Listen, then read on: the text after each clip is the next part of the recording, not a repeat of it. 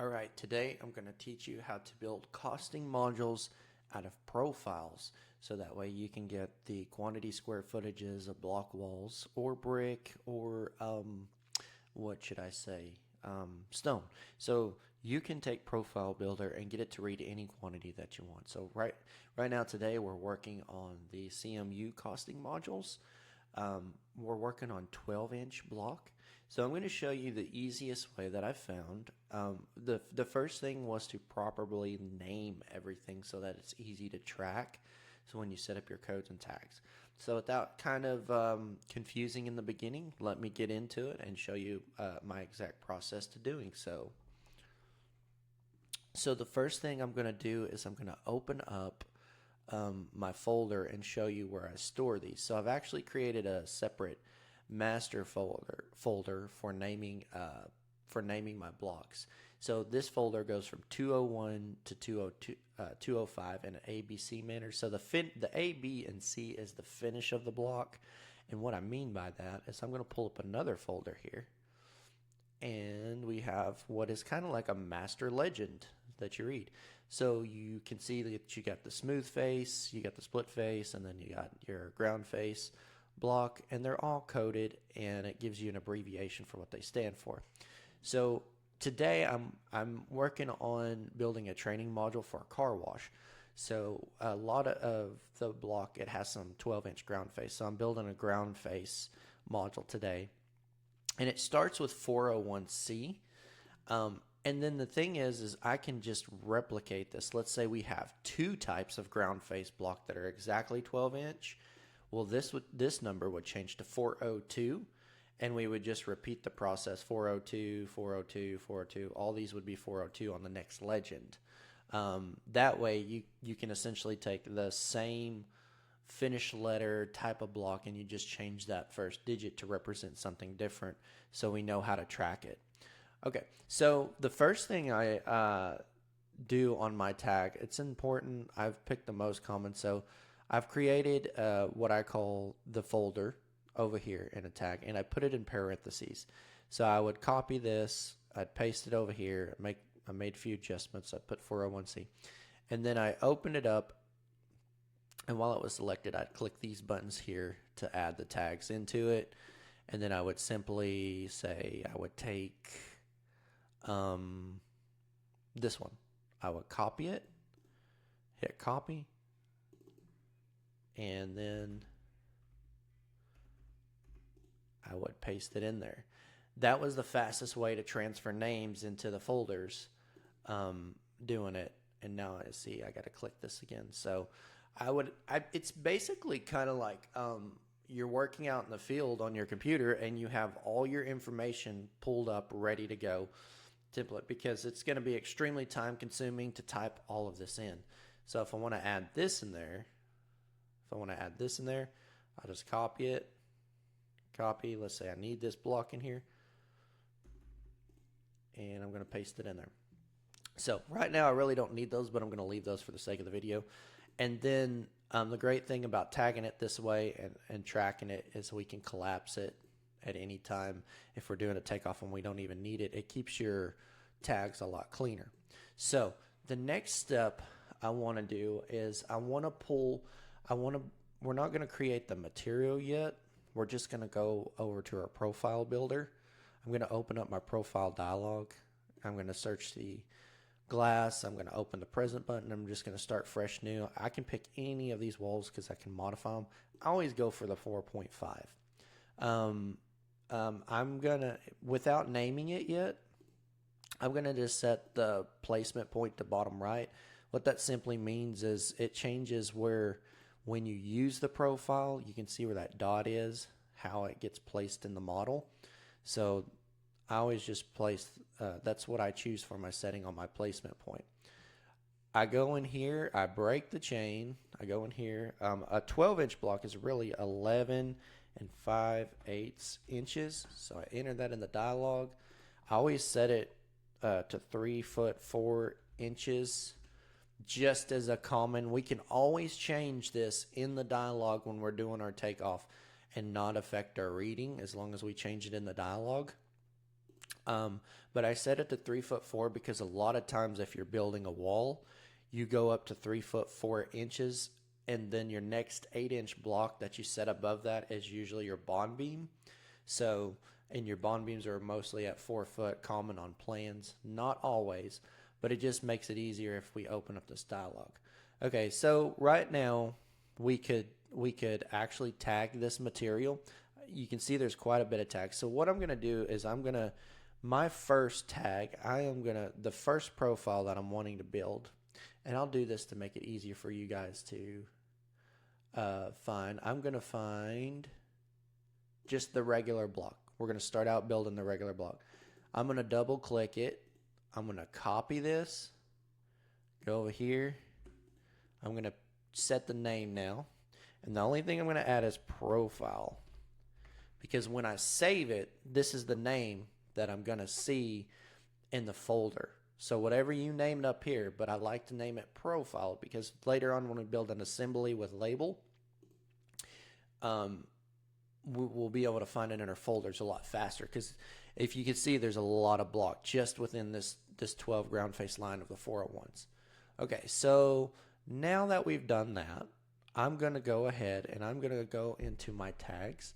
And I'm going to find the name over here because this is what we're doing. I'm going to find that GF401 12x8x16.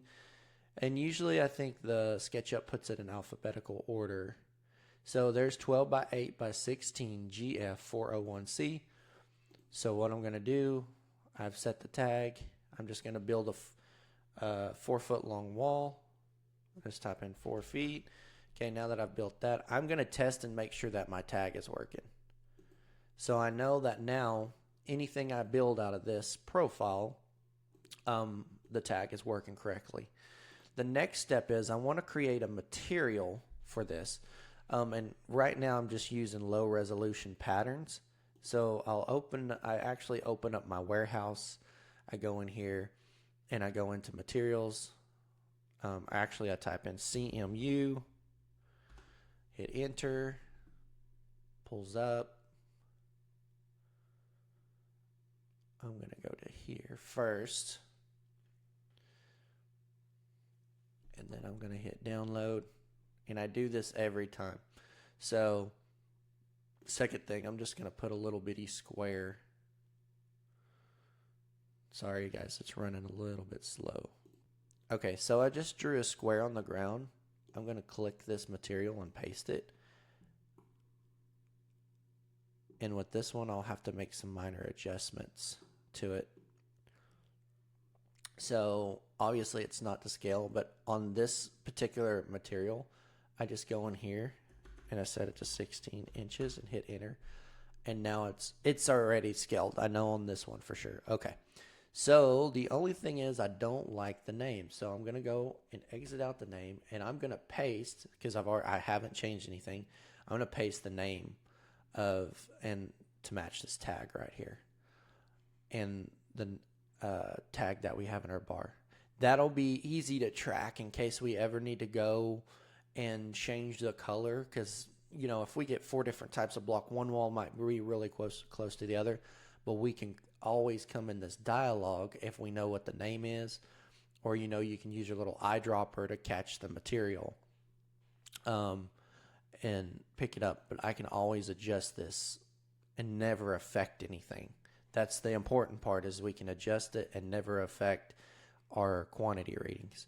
So now that we've done that, now I'm going to go into this and I'm going to find the material that we've just pasted. So I'm looking for a 12x8x16 GF401C. Let's see if we can find it. Might be back at the top.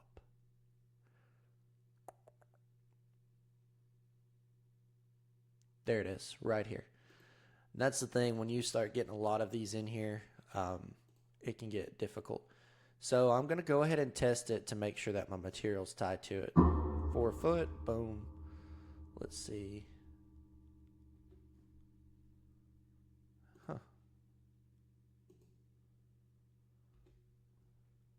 I don't know. It might be because I'm recording that the model's running kind of slow. But yeah, that's kind of strange. I'm going to go ahead and save this and open up a new window.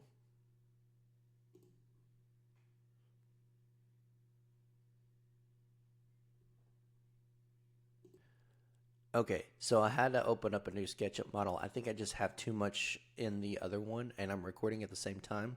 So if you were working from scratch, I'm just going to slowly go through it right now. So I'm going to create a folder. I'm going to pull that up again. I'm going to go over here. I'm going to copy it. Paste it.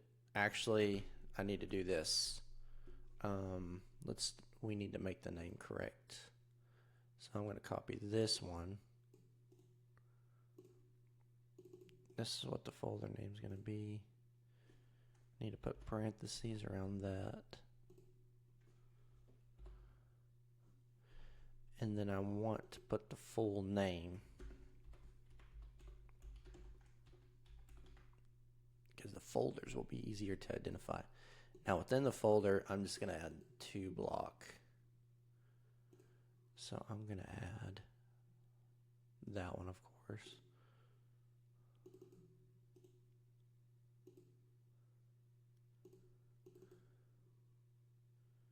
And then I'm going to add the bond beam. Copy. Paste. Okay. And then, so now that we got that, I'm going to have to go to my dialog again. I don't have to change anything in here. And the cool thing is, since we're starting fresh, we don't have to search through all the tags, because when you open up a new model and you don't save the original, it can break your costing. So if you've created a whole bunch of modules and stuff within that, save that file, and you'll always have to open up that master file if you don't want any of the costing broken. That's an important piece. So right now, I'm going to do this. I'm going to kind of pause the video for a second and get to the point where I was at the material. Okay, so this is where I kind of left off. What we're going to do is we're going to select the actual material, the same as what it was the tag, and then we're going to extrude the wall, and we should have, boom, there's the material on it. So now it's easily identifiable. And the cool thing is, over here, at any time you build these walls, since that material is assigned to it, we could change the color of the whole entire wall. That's really great. Okay, so the second thing that we want to do, there's 2 ways to do this, and I'm going to show you how to assign and get an actual reading off of this. Right now, we're going to open up our Quantifier Pro dialog, and we could go and pull a cost detail report and look at it, and we notice that there's going to be no data that's associated with it. So in order to get it to read, we're going to go, since we have a tag that's assigned to the name, we go into the tag dialog. We have to go in here and search. It's not the BB, it's the GF that we're doing. Look at our tag that we have assigned to this, make sure it matches. And then we're going to hit the plus button. So what I'm going to do is I'm going to copy this code. I'm going to move this code over here, paste, and then I'm just going to take the 401C out, so we know if we read this on the deal. Now, what your input is what Quantifier is reading. If it's reading the square foot, it's going to multiply by whatever number you put in here. And the formula for block is 1.125 per square foot.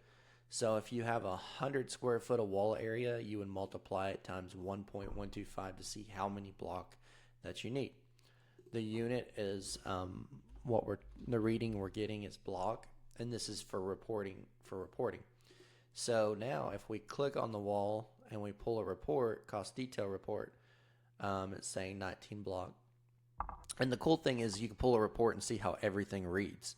So if you don't like the GF, you could actually put ground face. But the thing is, we want to keep it consistent across all of our reporting, so that way if we ever create a macros or something that looks it up, one's not saying GF 401 and one saying ground face. You want to keep it consistent and clean, because as you get more block walls and stuff in it, it could get confusing. So if we didn't want to put ground face GF in there, we could definitely put ground face.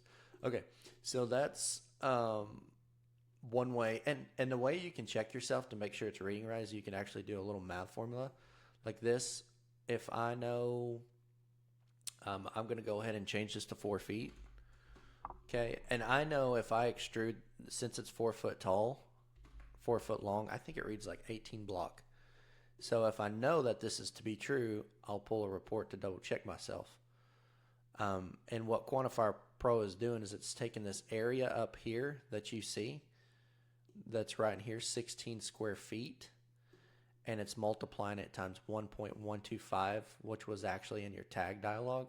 So it's taking this area, number 16, and you can't really see it, square feet, times 1.125 to give you that quantity right there.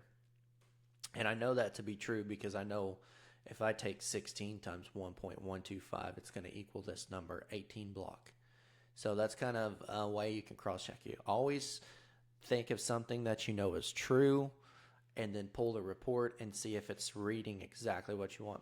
And like I said, this unit right here, this is totally up to you. You could put each, you could put per piece, you could put 20-foot sticks. It's for your information purposes. But for this, I put blocks. So that way if I'm not around and someone reads it, they know I need 18 block. I don't assign right now unit cost, tax. There's no waste factor assigned.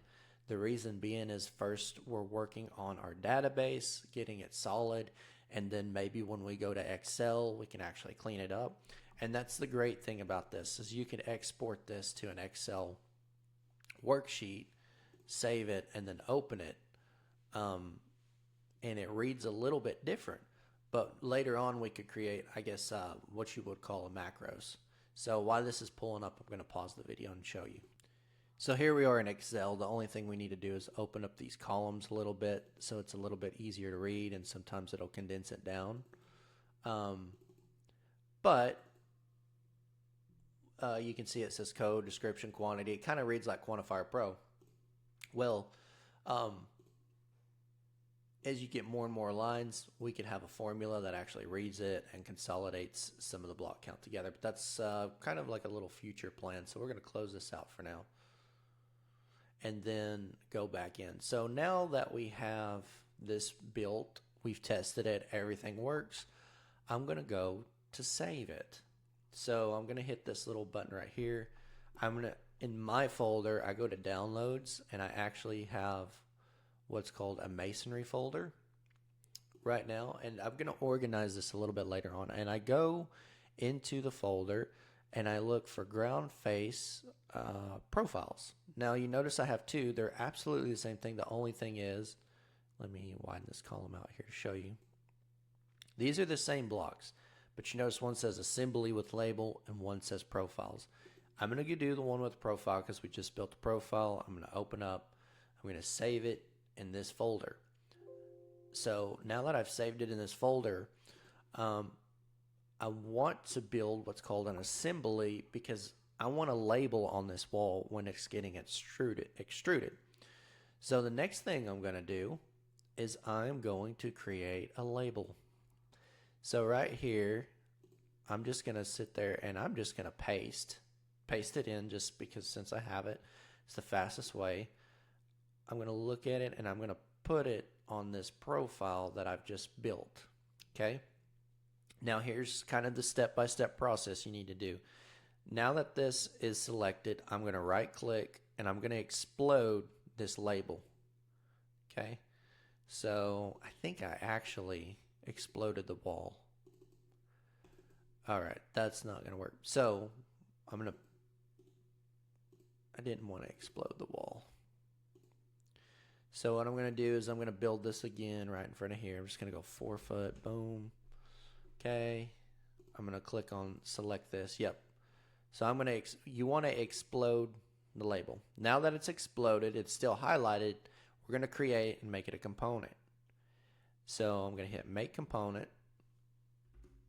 I'm going to paste in here and I'm put label. Okay. Now I'm going to create that. Okay, we're not done yet. The next step. Now, notice that when we click this, Quantifier Pro is going to read this. It's actually reading the area. It's very minuscule. We've talked about maybe putting a separate tag, and there's a reason for that. So right now, we're going to go into the dialog, and you can see that see if I off click it, but let me select it. So now it's reading it, but it's not tagged. So I'm going to tag it the same name as what our wall is. So now we want to test it. Everything goes off and on. Everything's good. It's always good after you do something and you assign tags or something to test it and make sure it's assigned to the right one. Later on, we could actually create a separate one and tag it as label, or we can just delete the labels in the field so it doesn't read it as part of the square footage, because now it's going to read it as part of the square footage. And what I mean by that is if I pull a report, remember we were reading 18 block before, now we're reading 18.137. It's reading the label. So it's just maybe important in the future for accuracy purposes we figure out some way to turn or get those out of there, or just delete them for the actual final takeoff. We could do that. We could save 2 models. Now, let's see. The next step. I almost forgot my next step. Okay, so now that this is assigned to the proper tag, because the problem is if you try to assign the tag after you've built assembly, it's not going to link. So you're not going to be able to turn it on and off. So the next step, what I want to do is I want to open up my profile dialog, assembly dialog. And here is the assembly dialog. And don't be intimidated. So this is a very simple way to get this added in to here. So I'm going to click the plus button because I'm wanting a new assembly. I'm going to make sure I select this wall. And this is actually an advanced technique, but it works really well for what we are doing. So I'm going to this bottom right, there's this auto assemble. So whatever you select, and make sure your wall is on this axis point right here. That's why I always build everything from the axis. And where I position my letters is similar to how it's going to position in the dialog. So I'm going to shift this down a little bit, directly down, like maybe 3 inches. Okay, there we go. Now let's select this. Let's hit this A button. Boom, you can see it in here. So this is a profile member. So this, if you're in this dialog, this affects the profile. So we could actually change the height if we wanted to before we extrude. I'm just going to label this wall. Just give it a name, wall. And then this is the component. The component is actually this part right here. And if I click this little button, you're going to watch this dialog change, because now spacing every 8 feet,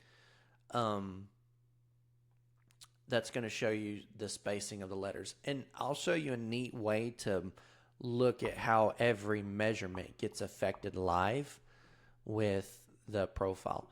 But before we do that, let's go ahead and name it. So I usually click right in between, or I usually do this first. I say with label. And then I go on this side of it and go back, and then I paste. It's the fastest way to do it. Then I put the space. Okay, so now this is the assembly with label. Then when we save it, we'll save it in that specific folder I told you. But I'm going to show you guys something cool about Profile Builder. So the most confusing thing when you look at Profile Builder is all these little emblems and what they mean and how they interact with one another. So now that we've got this in here in the dialog, I'm going to go ahead and delete this. And I'm going to select this button that looks it says build assembly. And I am going to extrude it just as far as I want. Okay. So now those labels are getting extruded. But let's say, man, that's really close apart and I want to kind of see what it would look like. So what I'm going to do is I'm going to select the wall, And then I'm going to double click this right here. Apply assembly attributes. I'm going to double click it. 1, 2. So now that if you see the box around it and it's in blue, it means that you can edit this assembly live. So for instance, watch if I change the spacing. If I change the spacing to 12 feet and hit enter, it changes it live on the screen. And you can tell because it's highlighted. If I want to change the start setback or the left right offset, which is this going this way. So like I look at left right offset, right now it's at 1 inch. I could go 3 inches. And it's changing the letters, the offset of the letters. So now we can go back to 1 inch. And it moved them back that way. Actually 1 inch. There we go. Now it moved them back out of the wall. If I click on the profile member, oh, and something neat too, you can click this right here, and you'll notice on the end screen here it took it off. I can put it back on. I can see what it looks like here, and you can if you hover over it, it'll tell you what it kind of does. But see, this is a way to play with it live to see how everything, because it's really hard to tell if you just look in this. And then you could actually do this 90 degrees, 180. It reverses the letters. So what it does is if you're selected on this, it changes that. Now, if we go to the profile member, we could change the left right offset of this just for fun, just so you can see it. So 4 inches, boom. Watch. Now, anytime you build it, even if you're putting your mouse on here and you're building it, it's going to have the wall right here. So we go back to 0. So my point being is if you go into these dialogues and you play around with them, you can always go back to the original settings. So you're not going to hurt anything. When you save your profile, if you go and open up that profile that was preset before, but if you ever need to edit your wall live and change some things, you can click on that wall, double click this, you can change the height. So right now, let's say I don't like 7, I want 7 feet, or that's at 7 inches, 7 feet. I could do it live. The only problem is extruding those letters. I don't know how to fix that, so we're going to go back to 4 feet. Let's see something real quick. I'm going to go back to 4 feet. 4 feet, please. Okay, so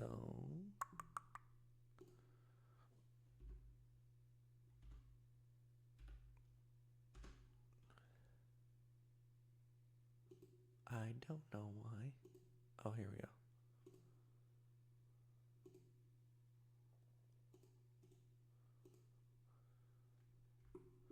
Well, if you ever have that issue, let's see. Okay, because I didn't save this to the original setting, I'm just going to put my profile along here again at 4 foot. And then since I have it built, my label built over here, I'm going to go ahead and put it back in here. And then I'm going to go ahead and select it again. Before I do that, I'm going to go ahead and copy this whole name. And then I'm not going to save current assembly.